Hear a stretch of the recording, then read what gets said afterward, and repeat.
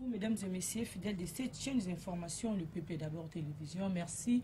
Nabino News tout Bozalrawana pour nous soutenir l'émission ou Réalité Plus, votre émission socio-politique et économique où à chaque fois nous parvenons à faire des analyses sur les actualités de notre pays qui est la République démocratique du Congo. Dépréciation et francs congolais, où tout le monde était sur le marché et c'est déprécié vraiment marqué $6 au valeur et commis de.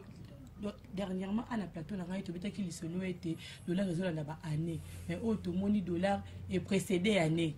Donc, c'est commune en 2025 déjà, tandis que c'est en 2023. Et puis, tout le monde vraiment flambé de prix. On a marché, Babylone, et Mati, ma casse, tu éviter de Solonini. Est-ce qu'on peut dire que le gouvernement a biso et mécana nous collander la stratégie pour jusqu'à ce qu'il y ait un apaiser ou les ali bongo flambé de prix et Mati n'a pas marché, soit par cause de la stratégie ni vraiment. Et on dit que vous allez la journée. Le plus de consolation, on a eu ali bongo. Processus électoral, tout le monde va opposant, va désister toujours, ils allaient bongo un fichier électoral, ils vont se à la CENI, à ça la bongo audit na tel bongo fichier wana. Et puis Martin Fayulu vraiment a qui déjà coopé ça moi avertissement mais non pour le lobby après ça qui confirmation on a été bongo vraiment qui va participer té vu que CENI puis à cette déclaration lobby était moyen il y a auditer fichier na minute oyo ils allaient vraiment té dévolé. Est-ce que tu as Seni Azali na posa à ça la vraiment élection comme contenu nandi le lengue ou opposition ali kozela ou bien pe na ngamba opposition bazo ko mona été élection ali na posa ya dialogue na niveau ma azali na posa élection na kati ya mboka na biso ezali bongo majorité ou bien ezali bongo bandeko na biso ba opposition to kobeta lisone yango wana mwana mboka Mustafa Kalambai wazali bongo porte-parole ya collectif Congo normal et pour cause la yemo côté à cause la bongo ndeko Prince Kinana porte-parole ya CRD o ekamami bongo na mwana mboka Mboso kodia na bango ndeto ko telesona yango mwana mboka Prince Kinana mbote na yo et puis bienvenue. Merci maman Marlène, mbote na yo, mbote na ba Congolais bisika ba kolanda biso de par le monde. Ngana bandaka bongo nanu na ko remercier pe ko pesa mbote na tata mondo ekolo Félix Antoine Ketchulombo wali haute autorité politique ya mboka pe ya union sacrée. OK. Moni de soutenir kaye par rapport à vision et nango pona ko refonder état. Tikana pesa mbote na Christophe Mbosonko dia pwanga wali course sonorum par rapport à expérience politique alina yango pe ba attitude intellectuelle ba faculté il est le symbole, même le modèle de la bonne gestion. Bisika Mboso à Gérard, on n'a jamais vu les Congolais qui regretter le mandat au PSAE. 11 fois ministre, 7 fois député, aujourd'hui président de l'Assemblée nationale. Je remercie vraiment ma lame par rapport à Ibiko Sala. Je présenter ma condoléance à la famille, il y a député national, ancien ministre à transport, Chéribin Okende. Biso CRD toko siralié na déclaration oyo Christophe Mboso asali asengi na ba service spécialisé à l'état ba ko mener ba enquête moko diligentée pour que ba ko trouver ba commanditaire ya acte wana ignoble mais na ko tinda ba kongomani ba ko réfléchir malamu pona ko yeba avant que ba kota na ba victimisation pe na ba discours moko ya ba division politique. La question majeure dans la à qui il y a aucun des qui peut profiter, lui qui ne présentait pas une menace pour la gouvernance actuelle. On peut dire que la biscuit na biso ya liboso parce que to namki na tongo moko to ke na kofuta oyo vous ali corps sans vie na niveau ya limité et puis ya moko oyo aza temps na ye ya ko diriger mboka na biso aza temps na ye ya ko pesa oyo ali intelligence pe sagesse na ye pe savoir faire na ye na etali bongo contribution ya mboka na biso donc ça là qui passe à la personne de Chéribin Okende ancien ministre des transports et puis moko ya porte-parole ya ensemble pour la République ya mwana mboka Moïse Katumbi mwana mboka Mustafa Mbote. Mbote maman Marlène et mbote na ba Congomani nyonso ba kozwa bisi ba opportunité ko landa biso mbote na ndeko zui ko débatteur na ngai mbote na ye mbote na ba Congomani bazali ba zone meurtrie ya République na ko rallier encore mongongo na ngai na ba Congomani nyonso ba kolela disparition ndeko Chéribin Okende et nous exigeons des enquêtes sérieuses pour assassinat. Oh, directement assassinat. Je ne sais pas appeler ça mort. Mort naturalité. Parce que tout le monde est quoi fait le monde maquillé bimi non maquillé sopani. C'est-à-dire ils assassinat. Mais le col nanu ceux qui beaucoup tinga ba biembi kingai. OK. Ba bominga ko bomate. OK. Ceux qui beaucoup tinga ba beta inga masasi. Ba bominga ko bomate. Ndesi ko ko yana sima beaucoup banda ko lukele yango ba kombo beaucoup banda ko lukele yango enquête oui bezali c'est ma kindenge ni ça viendra après. Mais je regrette que kutana na bakaya boye sous Félix. Loin de moi, il dit à Kolobake, ils allaient battre pouvoir de babomi, tout battre à interne de babomi. Mais au moins, le régime de Félix Tshisekedi doit nous protéger. Il doit nous sécuriser. Ça montre que nous ne sommes pas sécurisés. C'est énorme. Des fois, tu as comme ça sur une moquette, ceux qui meurent d'hommes,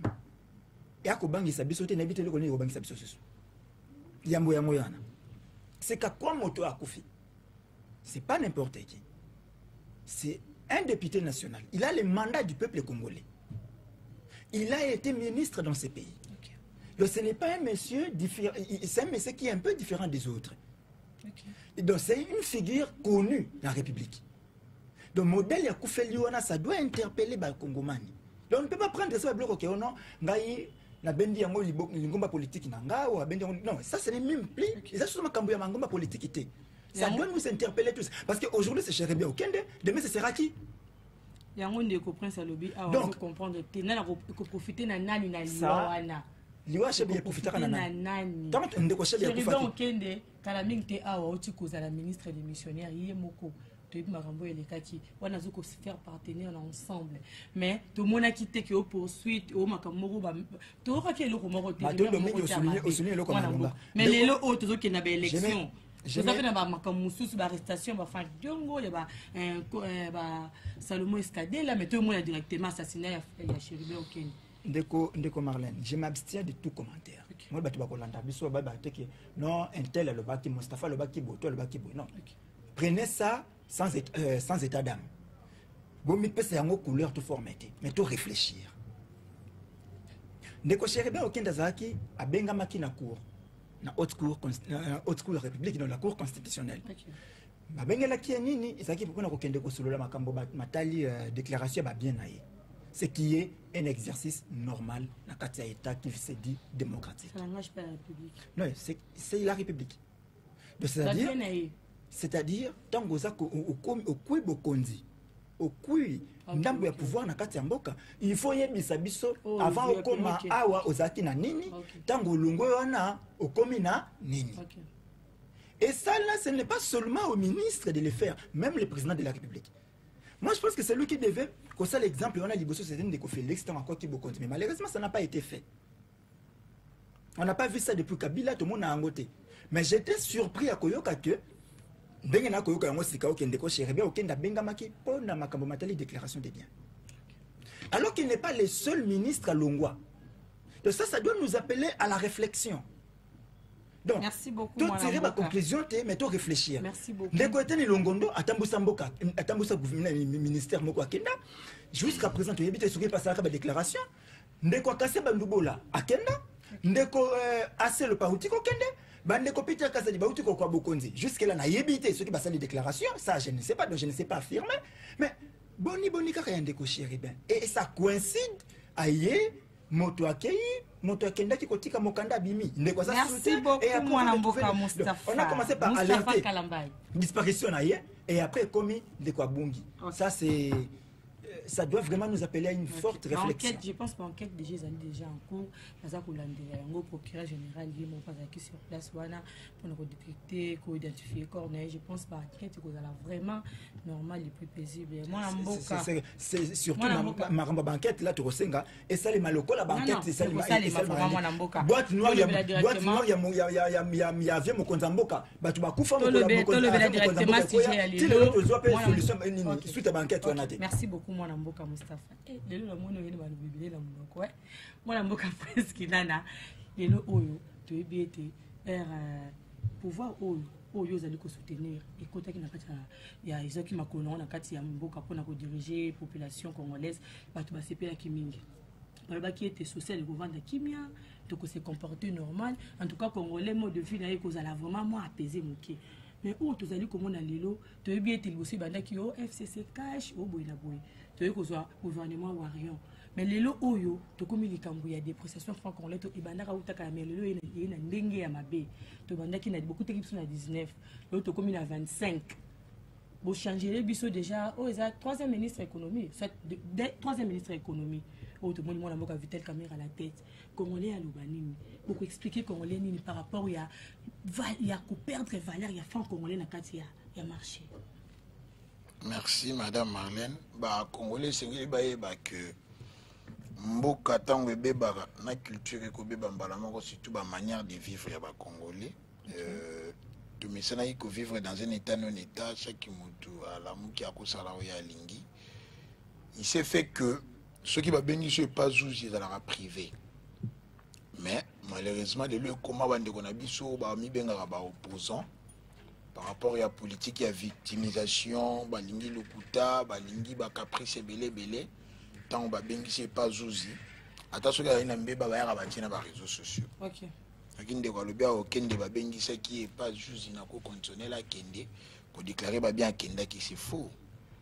Invitation à Zouzi et Bengisa Kende jeudi 13 juillet entre 11h et 16h. Le noto à jeudi.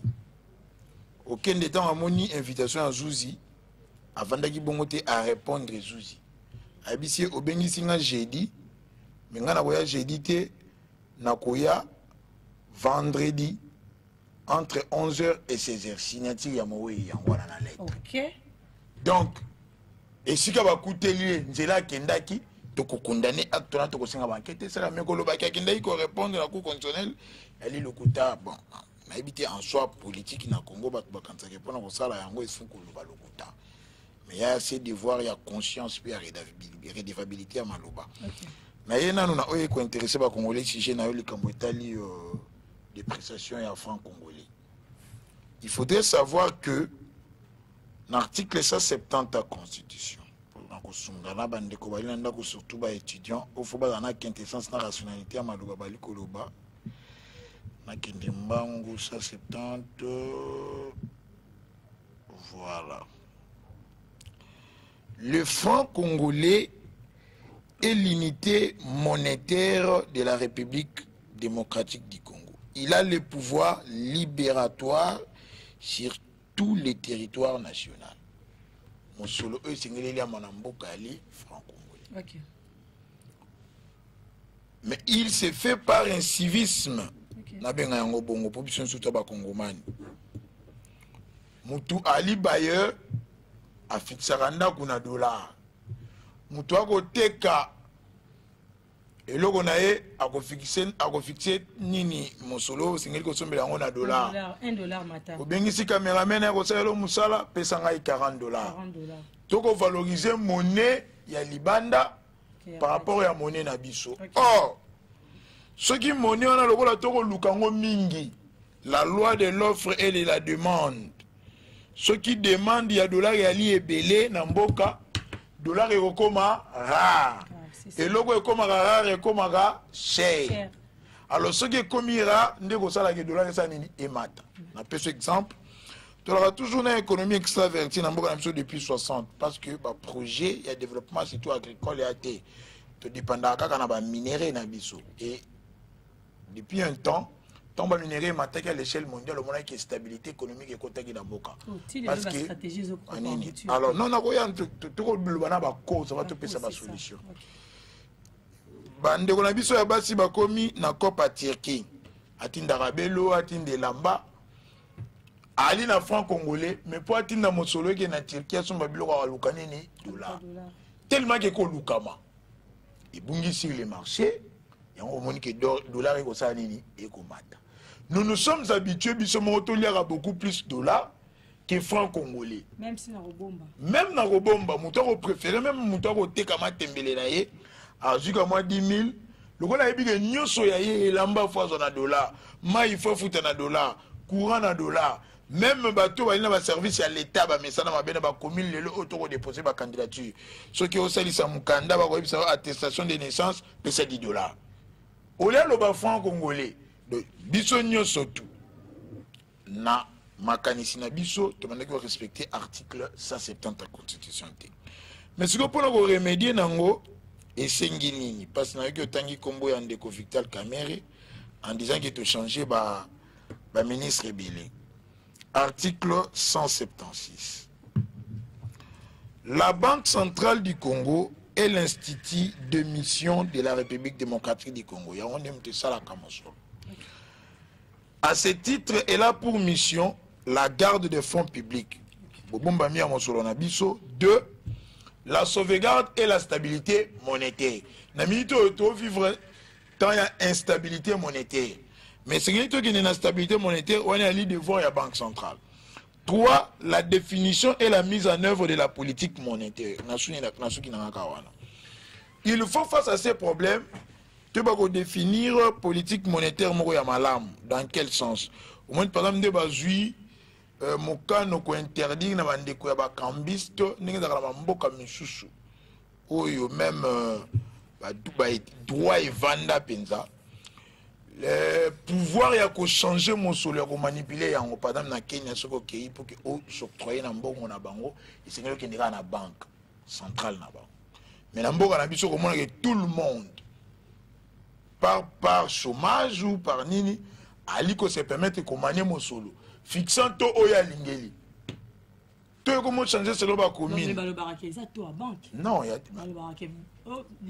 beaucoup plus souvent ba congolais ba kolanda biso surtout ba bananda ko ba leki biso na maele okoya na quartier oni o joie dollar wali na franc congolais ba biso pesa 30 000 francs congolais par exemple wali na dollar olingo changer en franc pesa 25 000 francs congolais mais sur que na banque centrale ko écoute surtout to ya banque il a 21 000.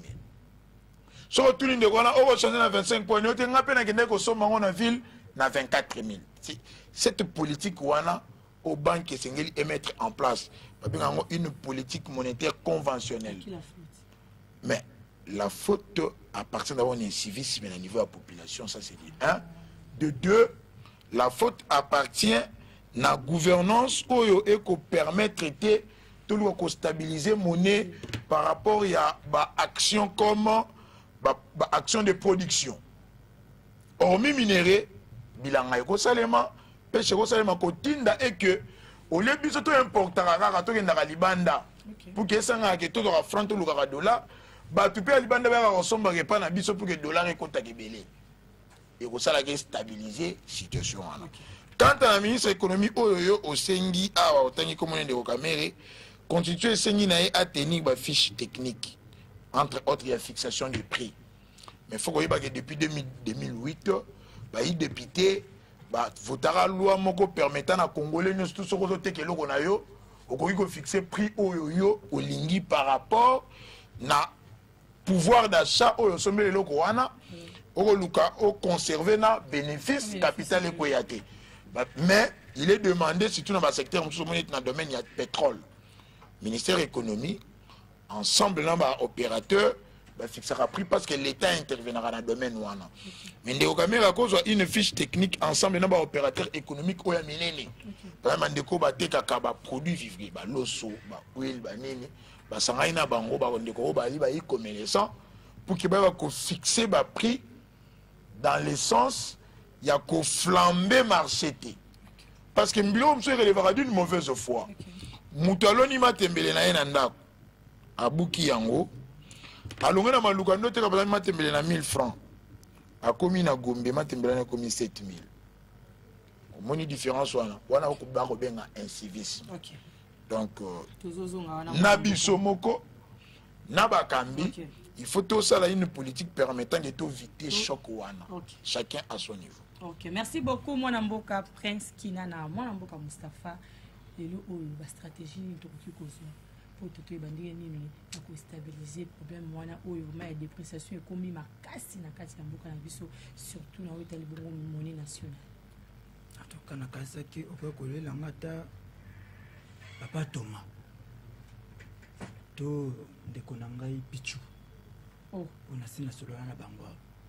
Mais commettre erreur à casting.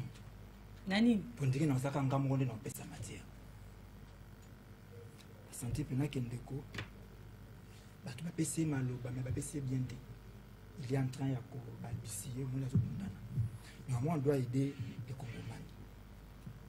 Dès qu'on a besoin, alors lui makambo belé, le tout le monde makambo franc congolais. Non répondre qu'on a quelques mots, mais il faut na bongisa malobe belé dès qu'on a ngaya lobia.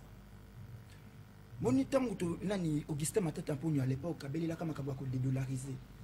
So se finir à un certain moment la carte beaucoup mon là partout, alors on là bloc en dollars va remplacer en francs.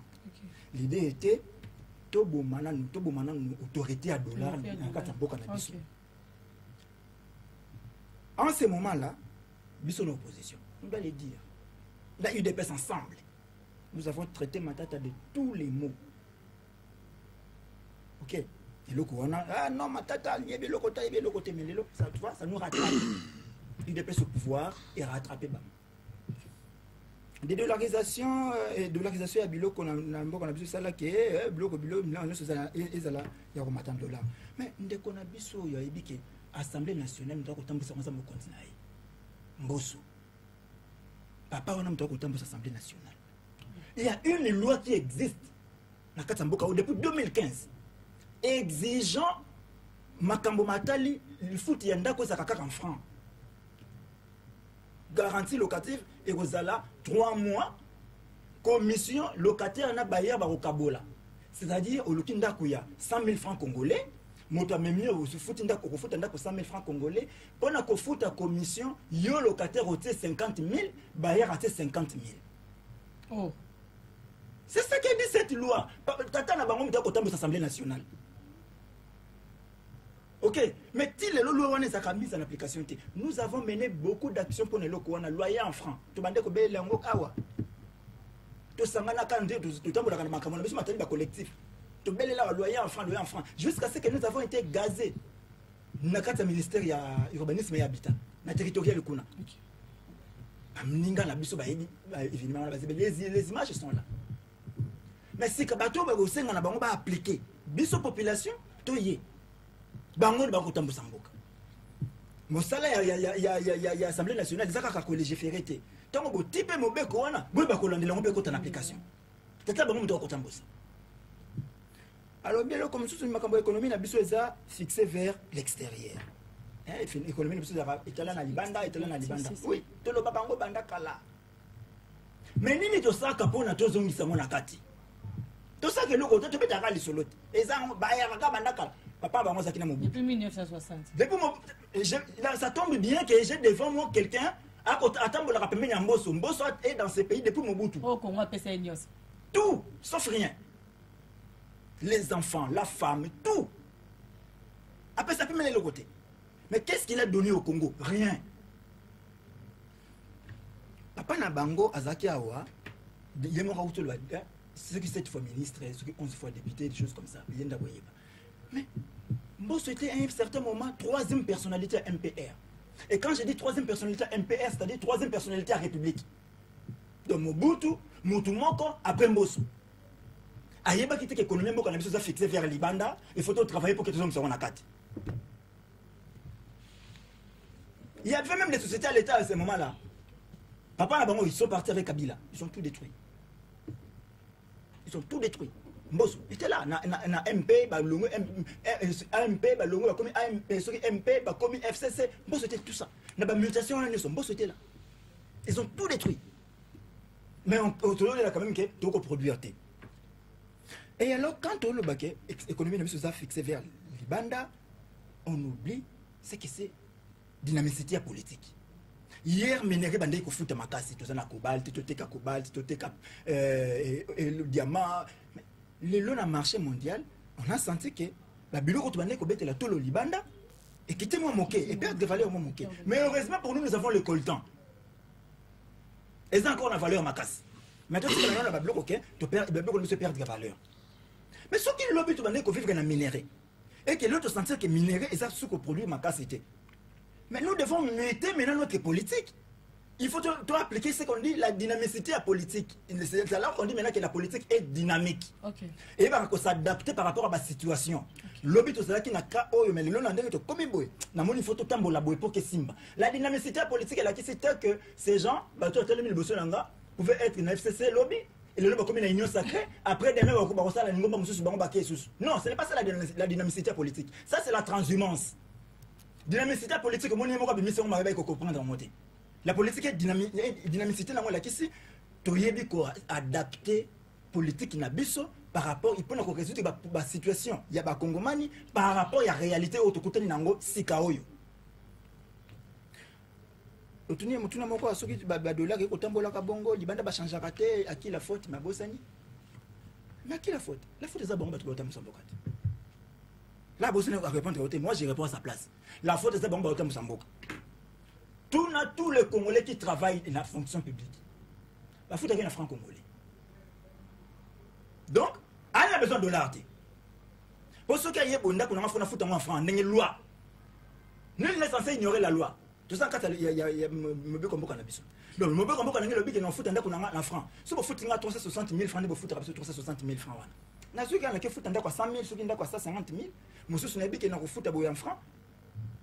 Mais ceux qui ont foutre en million la moine, dollars. Nakena futa ndako dollar nakena sala boy dollar azotuni mutunu akila faute mais la faute c'est à bango ba appliquer loi ba appliquer article 170 de la constitution atangi wana ce n'est pas à la population d'appliquer ça c'est aux dirigeants de faire appliquer la loi. OK abaki c'est le komoko wa to ko produit à l'obito ko produit était to kibanda ko lona. Oh mon Dieu. Christophe Mbosso Kodiampuanga président de l'Assemblée nationale. Assemblée nationale, autorité budgétaire. Tant que vous avez un budget, vous avez une prévision budgétaire et année. Attaque au État de l'agriculture. Pourcentage de mon budget, ça va combien? J'ai des vidéos Kabound en train de pleurer que l'Assemblée nationale n'a pas la boue. Non, la budget boue. Toi qui es ma matali fonctionnement de l'institution. Bon, moi, les qui est belé. Toi qui es Kabound. Depuis 2019, mais papa na bango, président de l'Assemblée nationale. Il ne sait pas voir ça. Quand on a un budget, l'agriculture, on a le côté. Ministre agriculture, ministre agriculture, élevage, pêche, c'est que bon Congomani okende papa fandi na bureau climatisé azo offrir des fonctionnements. En réalité Moussa et ça makanangote bilanga l'état tokana le côté.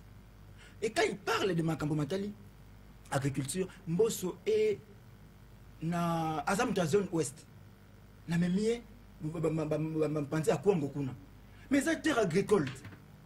Mbosso yemo moni bablo Mbosso toko zata mutu yemo kasata na bilanga. On a fait ça avec madame Amida Chature à qui j'ai dit merci et félicitations. À ça qui est bilanga ya bloco ya foufouti mais babike diba baba ça le babike diba tia mais Mbosso là-bas chez eux il n'en a pas le c'est-à-dire il n'a aucune volonté aucune vision ya utam ya Bomisamboka aucune volonté aucune vision au Bomisamboka ils s'en foutent de nous. Quant à eux s'ils ont quelques billets d'argent on peut appeler les jeunes gens à qui on va payer des espaces à la télé pour venir dire des choses. Ça fait très mal. Maman Bokima Tembele, Alonima Tembele na nini na Malobi ma kama ba fiche technique. Maman Alonima Tembele na Maluku, ayena ngona Gombe komi 7000 francs. Mais est-ce que vous comprenez ma mozol na télévision? Na Maluku on soka Alonima Tembele na Maluku take 1000 francs. Mais so quitter Maluku comme Pascal. Le mois Pascal comme Zamba Monene. Transport à 500 mois en non, qu'on se respecte. Non, qu'on se respecte. Qu'on se respecte. Ma transport les abonnés. Lina Maluko Zakab. Yo so comme na Pascal na ko za lenzele Maluko. Mutalonga bana Maluko kuna. Akomi na gomba futi transport à 8000 francs. Merci beaucoup Likambo o ya fixation de prix. L'État congolais pour qu'acote makambo matali fixation des prix. Il doit nous mettre dans des conditions où essengeli. mwana mboka Moustapha batia biso na ba conditions esengeli ou pas. Moi je dirais que la responsabilité est partagée. La responsabilité est comme dirigeant. Lelo oyo na ebité ministre économique soki ba stratégie nini o azali kozwa mwana mboka. Il n'en a pas. Ba stratégie nini parce que biloko ezali komata. Lelo oyo tosali constat moko sur le marché. Okomona saki ya loso oyo babakisi ta mosusu $2. Mais mutu aye na saki ekotaka 100 kopo. Oh, à 1000 francs, il y a 500 francs. Tu habites dans la banane. Apparemment, la population peut, les alliés vraiment participer. Il y a ce qu'on appelle prix de revient et prix d'achat. Lelo oyo ba opérateur économique faut tout na ba ceux qui va évoluer le lenge nini. Mutu akosomba casier ya bière na 42 000 francs. Bière peut contenir 10 bouteilles et 20 bouteilles plutôt.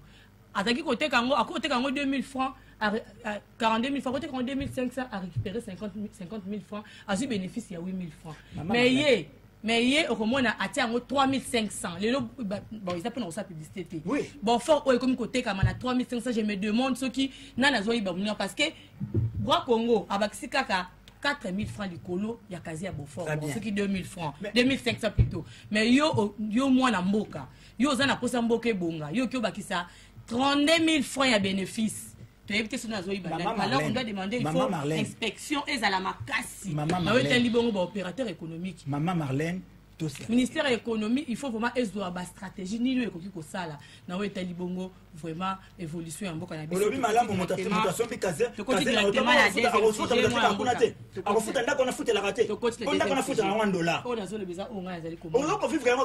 droit de dénoncer tout le monde en boka. On a droit de dénoncer. C'est pas seulement au gouvernement qui faut accuser. Population il faut se mettre surtout en charge. Mais il y a foutu tout ça nem c'était aussi ko ba makambu ya ba ya na locataire nga na episo ki bazo exagérer makasi yo za mwana mboka yo ki bien ba pesi que il faut loyer à la 3 mois et à la 6 mois yo pour exécuter plutôt il faut ka ba uta kuna ba ko fouetter yo mo rose na conscience na ngote il faut pe congolais pe ay ba nino za sana ta mboka na ye to koti directement na deuxième sujet na biso za libongo processus électoral. Moi, je suis prince qui n'a zone pas na yo na éviter ce ko balaye o ya lobby mais to continue directement la deuxième sujet na biso Nikambo etali bongo élection 2023 tout le monde moi na boka Martin Fayulu liboso a averti ça qui a lobby était à ceux qui saignent respecté té à participer à l'élection té mais cette fois-ci a confirmé en lobby était saigné et respecté maloba o bango ba yi opposition bazali ko lobaté pourquoi pas koyoka pe o ezali posa ba ninga pour que tous à la élection moko et ko zala vraiment pour na bénéfice ya mboka ya peuple congolais mwana mboka. Bon dans l'ensemble tokobe ces missions té pour kosunga ba congolais ba kolanda biso. OK. Je n'ai senti que de l'orgueil, des insultes, de l'ignorance surtout beaucoup plus. Au moins Christophe Mbosso a ministre en temps Mobutu. Le maréchal de reste mémoire Namboka Oyo, tout à qui exportation dans sa manette en termes de coltan, peut-être n'est pas tant à géographie, n'a pas rappelé à mon équipe, ce qui Namboka Oyo, et de ces là classement la premier producteur en tel, premier producteur au monde en coton. On avait dans les grands bandes de appel Z, on a huile de palme de reproduit. Donc pendant leur temps, la République en a respirer d'une certaine manière parce qu'il y avait cette instabilité, parce que tout développement passe par la paix. Okay. Sans la paix, on ne peut penser à aucun projet de développement. Okay. Alors bien, non, à Gangia, il a cité les noms de Mbosso plusieurs fois. On a TVT pour Mbosso, j'ai toujours évité ça. Parce que dans la partie, dans les porte-parole, on a des visions. C'est à lui de dire, c'est normal, c'est la deuxième personnalité de la République, et quoi il le reproche. Mais l'Assemblée nationale a voté la loi, applicabilité dans le gouvernement, mais il y a la mentalité de ceux qui doivent respecter ces lois. Namboka Congolais, tout comment on vivre comme si on était dans un état non-état. Moutou Akosalamabe, lorsque l'État veut lui rappeler que ce que tu fais, c'est et dans ma baie, Karabandeko pour la soif à pouvoir, au bami bien opposant au régime en place, on a une dictature. Donc on peut cet exemple. il a institué un salon pour la salubrité publique. Santé, il y a des Congolais qui ont au moins, il y a terrassé dans le salon. Mais ce qui attire moi, mais ça, il est demandé à soigner l'environnement dans le côté qu'il a. Mais conscience, il y a des Congolais. Et il y a des Congolais. Ce qui a assuré quand même respect à Mamibeko, autorité à travers la police. A APC Kanyaka 200 fois pour ça la salon. Nana Gomi continue comme Boma, Kakayemo peuple. On n'a pas le temps de suivre ça. Par rapport à Mutuna Nayo, il y a Makambu Yandeko Fayulu. Nakolobake, d'abord, Ndeko Fayulu a commis qu'on perd des méandres politiques. En politique, il y a cette responsabilité à vérité, Moussoussou. Vous le voyez, la crédibilité électorale, non. Peut-être qu'il y a des termes où on va comprendre. La crédibilité électorale, il y a 5 critères. Critères, il y a l'inclusivité. L'opposition, elle est inclusive. On interdit à personne de participer. Élection, vous êtes sûr que vous allez inclusif? Non. Élection inclusive. Candidature. Non. On est l'inclusivité. On est commis refus de participer aux élections. C'est ni est-ce que le but non tel fois à tel fatigue non. Ceux qui ne sont pas régis par les conditions d'inéligibilité ne doivent pas déposer. Mais lorsque tu te sens que non, je suis éligible par rapport aux critères au Sénat pour déposer candidature, il y a plusieurs gens qui se sont déclarés être candidats qui là-bas avalisé la candidature na bango en payant la caution. De 2 libertés. On a le deuxième critère, il y a crédibilité. Aussi, c'est libre. Tu vas forcer mon tuteur à participer.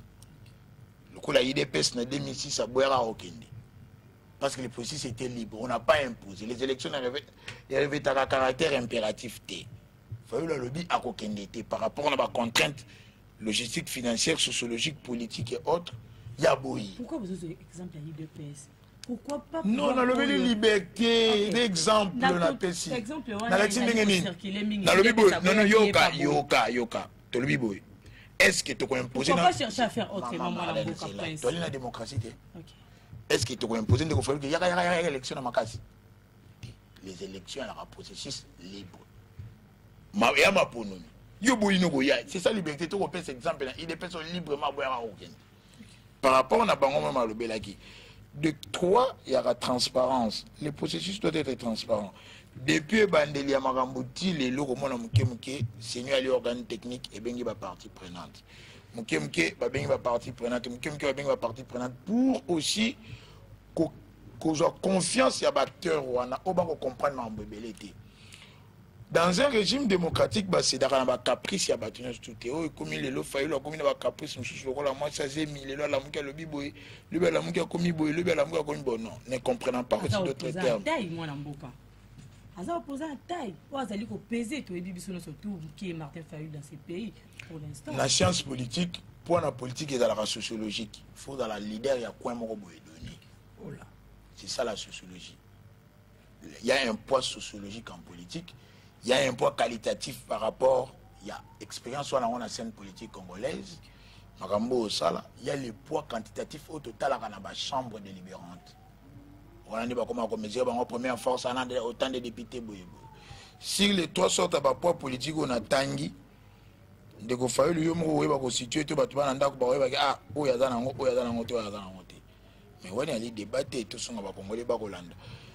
Tangu bako belela na kombo ya consensus soko beti même na dictionnaire ba webisa yo mon consensus yali un accord tacite sans opposition ou accord il y a majorité to songa ba na classe ba kolanda biso mais la démocratie à la dictature il y a majorité si la minorité to ali 10 to kotambola nzela moko to nto ponelo ko moko boye 8 balobi oui 2 balobi té démocratie lingi ke moni de oh faut bandi ma volonté à 8 personnes parce que ba les minorités.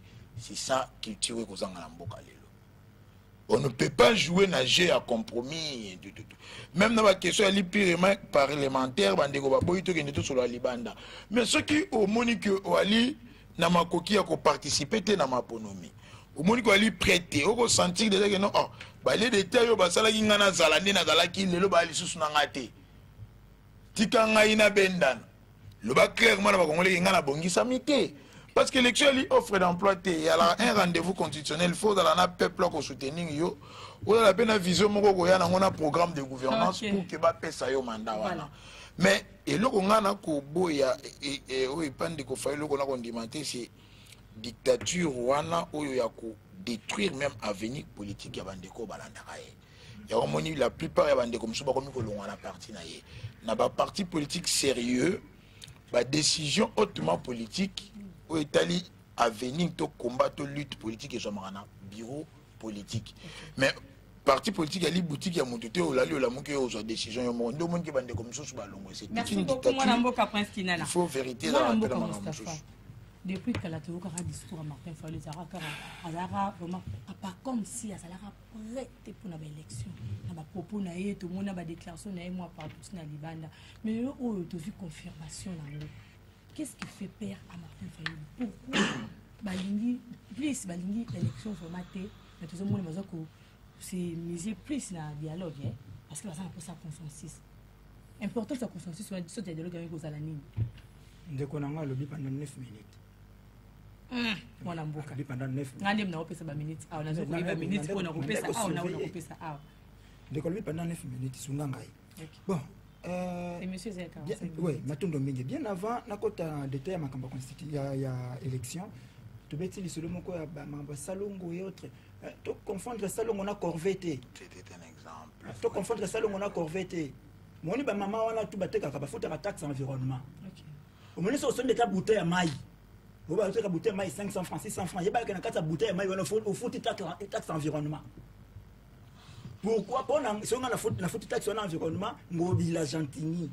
ana bato ba kolokota bouteille ya mai wana so na te on a poubelle bon bandi kolokota bandi ba kebwaka mais fort malheureusement politique mon côté sanitaire eza na kata boka o ah na kota politique sanitaire ezate alors tu bandi ko beta masolo matali élection processus électoral moni quand on parle maintenant ba processus électoral et la kisika kate ki toke ko tika ba candidature ba bengi boya enrôlement to ya enrôlement ko tika ba candidature to tika ba candidature to ke ko pour voter to voter et on dit c'est ça les élections non les élections c'est tout un processus et processus on faut ça vraiment respecter au cas ceux qui tout ça réellement ko ça makambo bien faut to na processus on ba ndenge esengeli to bandi début il y a processus électoral aux ali désignation d'abord aux aki d'abord désignation il y a motambusi il y a bureau wana ya seni to bandi na place wana OK pona ko zo motambusi ya seni mona bamboka oyo bato bazana confiance les uns vers les autres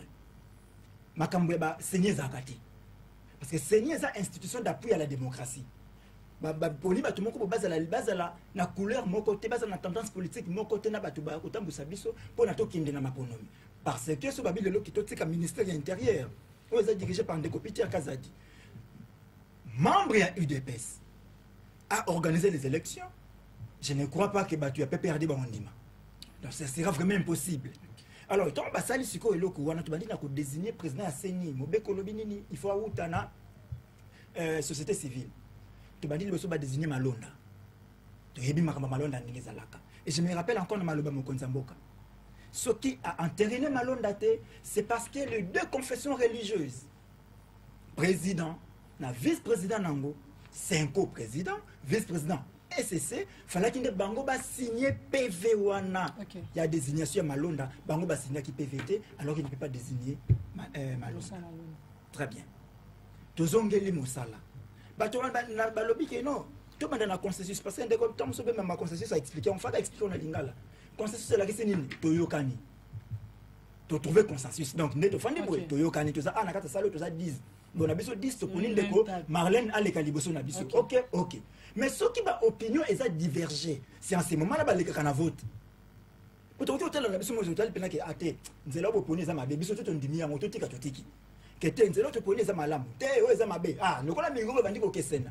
Ngana ba Nathalie Sibola mo ngana lobi. Njela kali. Na za place malamu ya makadi mawana. Na zo expliquer. Ngana Nathalie si yete ngana boybo ngana ndimi. Tamu soki to yokanite, soki to yokanite à ce moment là to kenda kana vote. Mais c'est comme makambo kadi ma consensus pas isimbagité. OK. To na vote. Et comme il a vote et salami kaka ndenge moko makambo malonde zalaki. Eza partout ya SSC na 5 ba signa quitté et puis le côté on désigne Kadima.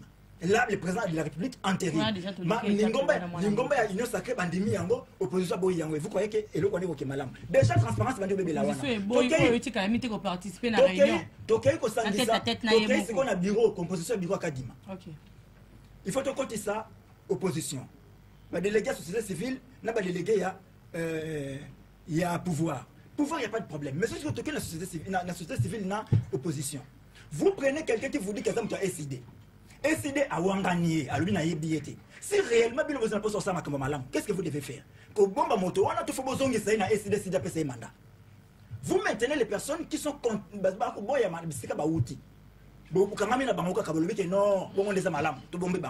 y a mis ça tout.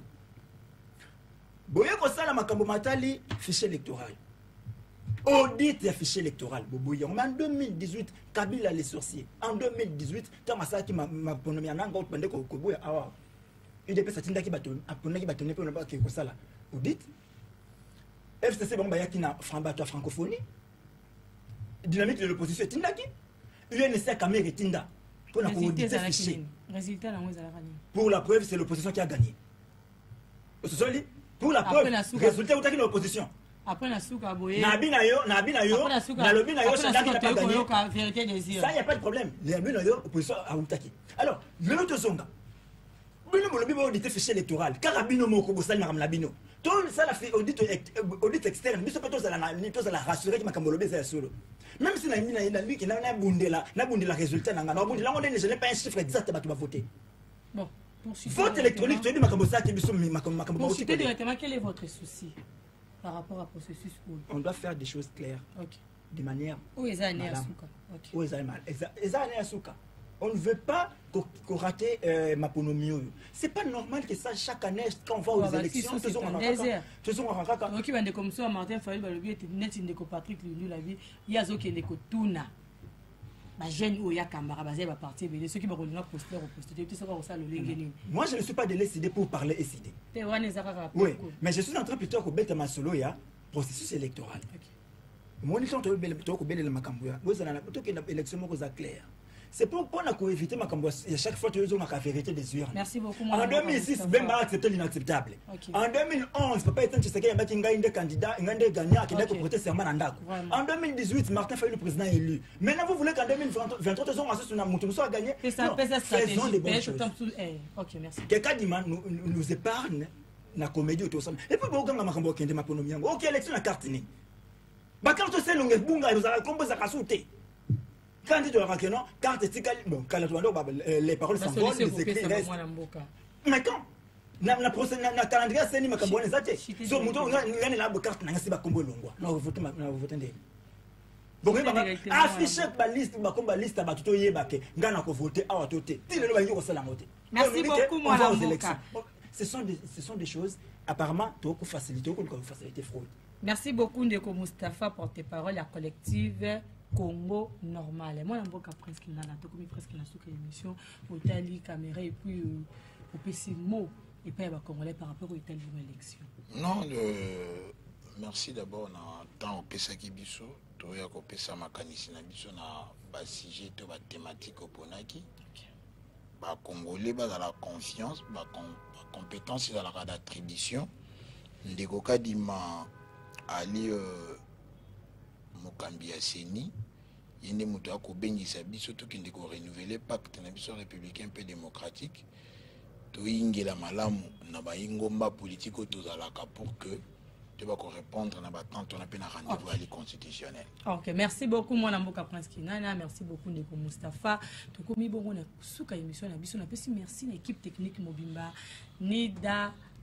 Monsieur Nida zaki bongo na régie et puis tout zaki bongo na ba caméraman na biso avec les jumeaux donc Aaron na Moïse bazaki bongo accompagné na Lomanisa na pesi merci na bino surtout bongo na émission arrêtez plus to kutani bongo na numéro koya merci ciao.